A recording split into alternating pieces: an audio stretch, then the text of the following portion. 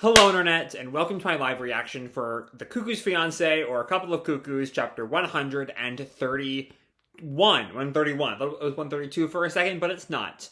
When we last left our heroes, Nagi had agreed to sort of support Rihito through his proposal to Erika, but all through the day, as Rihito was trying to, get the space ready to propose, Nagi had these very conflicting feelings, where for some reason, he doesn't want Erika to be engaged to Rihito. And he can't quite work out why, until finally, as Rihito is, fully proposing, Nagi intercedes and tries to stop the whole thing. And that's where we leave off. So let's dive right on in. We have this little color shot of Sachi here. If I were a Sachi fan, I might think it was better than I do. But, the 131st, as the translation puts it, 131st foul, to stand by her side. And our picture here is Sachi in another Sachi pic, this time in this sort of ball gown. Not a ball gown, but a sort of fancier party dress. Rihito proposes to Erika. To everyone's surprise, wink wink nudge nudge, Nagi comes bursting out. But for what? So we pick up where we left off, with Erika shocked to see Nagi. Huh? Nagi-kun? And Rihito just stares, I think a little upset at Nagi here, and Nagi just looks at them with determination, as Erika questions, what's going on?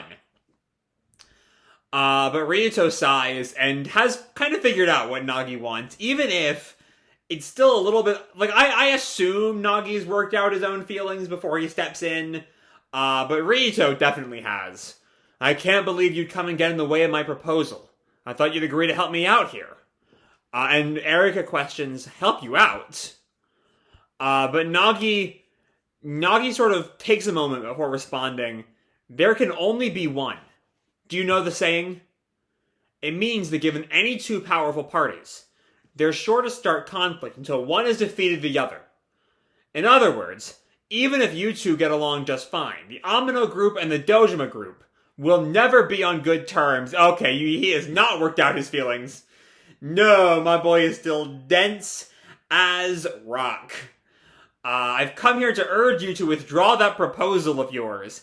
That is not what you don't care about the Dojima group. Don't make me laugh, Nagi. But both Erika and Rihito were sort of shocked at that. And Rihito responds, I appreciate the concern, but you know what they say. Even Roosevelt and Stalin had to break bread. That's not a saying. I see the point. And maybe that is a saying in Japan, perhaps. It's a fascinating one, given Japan's allegiance in that war. But still, I get the point. And also, it's sort of in that one line, showcases Rihito as a lot, more worldly than Nagi here. He goes straight for the history reference, and that takes Nagi off guard. As Rihito continues, and to begin with, the pretext of our families had nothing to do with this anyway.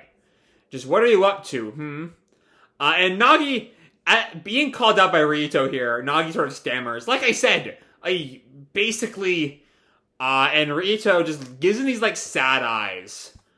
As Erika interrupts then, Nagi-kun, you scumbag. And that stuns Nagi. Not quite expecting that from Erika. Getting in Rihito-kun's way like that? What a dick move! That is not something I was expecting out of her mouth. And even though you already have Hiro-chan, which, my thoughts on Erika here. The fact that she brings up Hiro, I don't know, I'm wondering if there's a bit of, a misplaced jealousy. That, Nagi's even... They're, especially when Nagi steps in... Maybe misplaced isn't the right word, but, when Nagi steps in and you think it's going to be a sort of, don't get with Erika, I want to get with Erika, and then when it's not that, a bit of, betrayal that Erika sees there. I don't know. You're a real scumbag! And Erika just turns and goes, turns and runs, and Nagi tries to go after her. Wait, Amno-san! And then Rihito grabs his wrist, and Nagi tries to pull away. Let go of me! But Rihito, calm here, in distinct contrast to Nagi.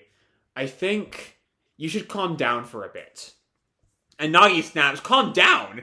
Now's not the time for that. And Rito just smacks him, like closed fist, still looking completely placid on the surface, and knocks him over. Nagi picks himself up. Of course, Nagi, growing up with like the delinquent parents, is not cowed by a punch. Rito is a little cowed by his own punch. He tries to like nurse the wound. Ouch. And Rito sort of calls Nagi out here. Don't you find it strange? Do you even know what you're doing right now? You got in the way of my proposal. And so yeah, as it took a lot in the series about how so many of the characters are like trying to work out their feelings and largely failing. And as much as as much as I'm not a fan of like Rito, like the age gap between Rito and Erika just works because it's like only a 2-year gap, but also like he's a college kid, and a big bit of what Rito is doing as a character is being kind of the adult here, which, while the age gap on his own I think isn't that big a deal given how close they are, the fact that his entire point to his character is being the one who understands emotions makes that dynamic sort of weird. But my point is that it does a good job of forcing people to confront their feelings, because Rito understands himself and understands others in a way that like even I, who makes big pretensions to like knowing what everyone's thinking, really doesn't. Rito does, which I think is what we're gonna get at here. Didn't you say you'd help me out? Didn't you say you already had a girlfriend? And despite all of that, what are you trying to do now?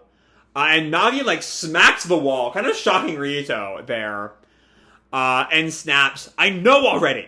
I get it, okay? But I still hate it. I don't want her to get married. I don't want anyone to take her. I don't want her to be someone else's. And we see Nagi's punch was, like, strong enough to crack the wall. And Rito is sort of cowed, both by the show of strength there, and, like, the determination Nagi has in, like, loudly declaring that. And I know. So actually, Nagi is not quite as clueless not quite as blind to his own emotions as I thought he was. Though Rito does still serve the purpose of drawing all this out of him. And I know it's not my place to say any of this either. I know, but... And he just flashes back to all of his times with Erika. Nagi-kun, Nagi-kun, Nagi-kun. As Nagi just says, I should be the one to stand by her side. And we see Erika's listening in. I'm not quite sure this is meant to be our money shot, but it definitely comes across as a money shot. Which all sort of ties in with, like, the feeling that the past, really since, like, chapter 100 have had, of the series kind of slowly, in a very harem-like way, moving towards its ending. Fuck, I don't know a water bottle can do that. But my point is that, like, this is the sort of thing, and, you know, I wish that the translation made more sense on that fairy chapter, so I could sort of see how this is different from that chapter.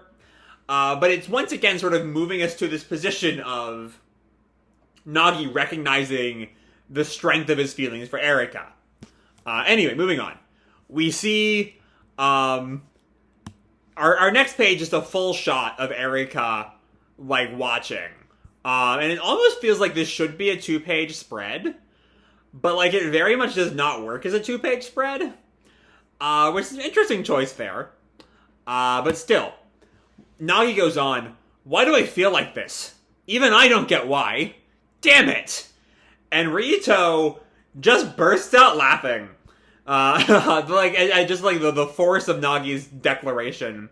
I took you for a smart, mature kid with foresight and everything, but man, I guess you're just a normal high school student after all.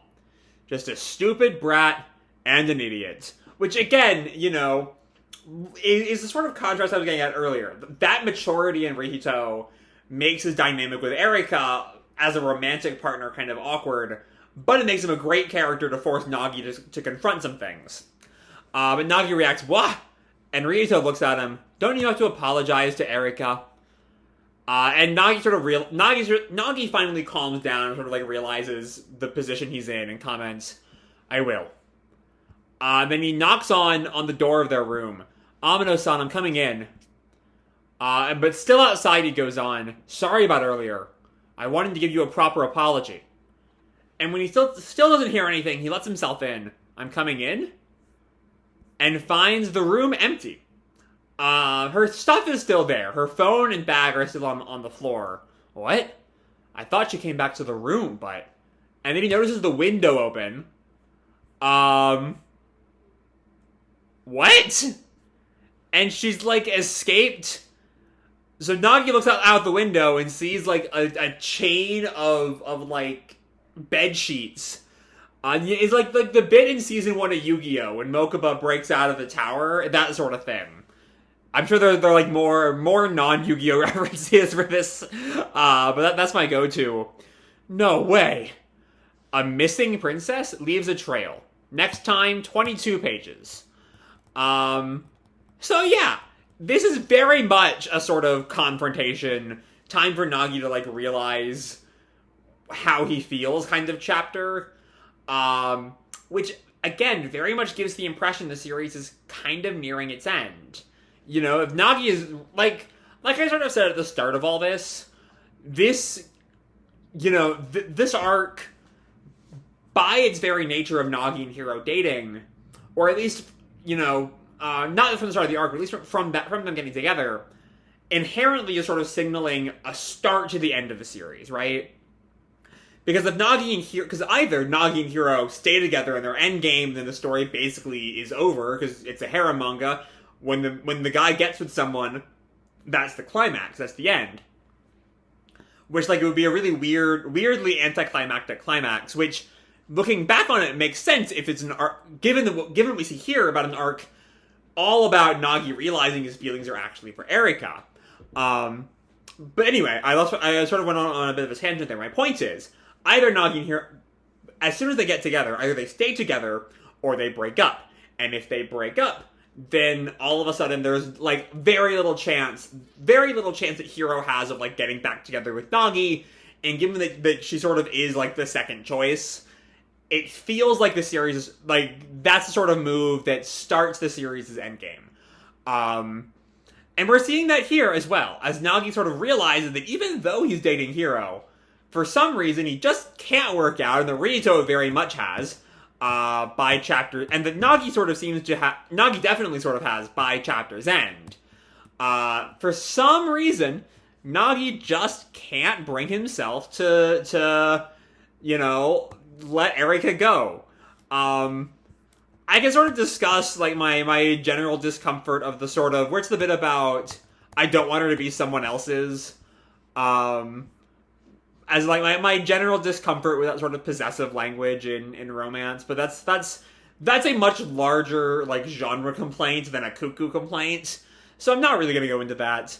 But, if this is the moment that Nagi finally has to confront himself, for, like, once and for all, realize who he has feelings for, I'm glad it had nothing to do with Sachi. Thank God! Not even Sachi's not who I'm into, it's Erika. We're just ignoring that whole plot thread. Amen. But,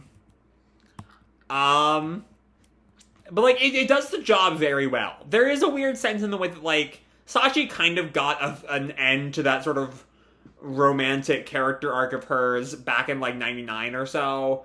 But, like, I never has. And this does sort of feel like the arc where Nagi and Erika get together, potentially. Cross my fingers, of course. But yeah, all in all, it's a really strong chapter. And so while I think it's somewhat fair to argue that throughout most of the run of the series, Erika has sort of like mentally been running away from her feelings for Nagi. And so I think what we see here is that mental running away, now that Nagi has declared those feelings, because M1 sort of muddles this whole arc, as I've got into in the past. But where was I? But fuck. But now that mental running away is literally physical. She doesn't really want to like address this quite yet. I'm not sure on some level that she's like ready or something. I don't know. Again, the M1 resolution makes this weird because it still at times feels like we got to this point already. But given that it does the job pretty well, I'm looking forward to see what Yoshikawa does with the storyline next. So with that said, I'm going to leave this video off here. Hope you'll enjoy the chapter and the video itself. If you did, feel free to drop me a like or subscribe, or, do whatever makes you happy, And as always, your life is your own, okay? Bye!